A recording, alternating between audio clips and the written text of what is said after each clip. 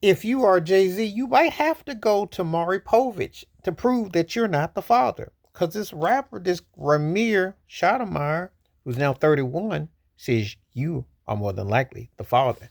Now, this whole thing with Jay-Z and that lawyer out of Houston, and he was like, I don't want to be linked with Diddy. I ain't do that. Okay, there may be truth to that. Even though we still gonna talk about Foxy Brown, and we'll talk about, even though Leah was grown, that you're, the things that you ran behind, your association with R. Kelly, Best of Both Worlds, 2 albums, tours, etc., and the songs and the collaborations from '96 on the Space Jam soundtrack all the way to Unfinished Business in '04. You cats had almost a decade, and because he was featured on the R double album. Oh yeah, big R. Kelly fan. And remember Not Guilty, to prove innocent, singing the hook, Fiesta remixes, etc. Y'all were associated. You did business.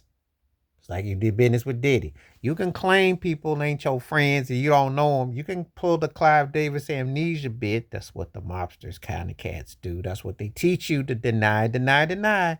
Truth gonna come out in the light.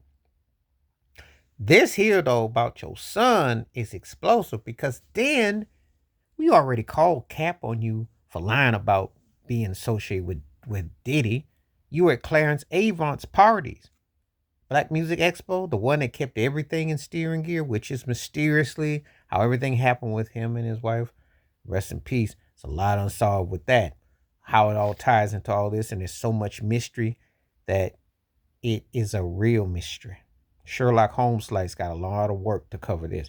But this whole thing with Rymr is interesting, because if it ties in that you are the father, then his mother was at a certain age and point with its cap on your situation.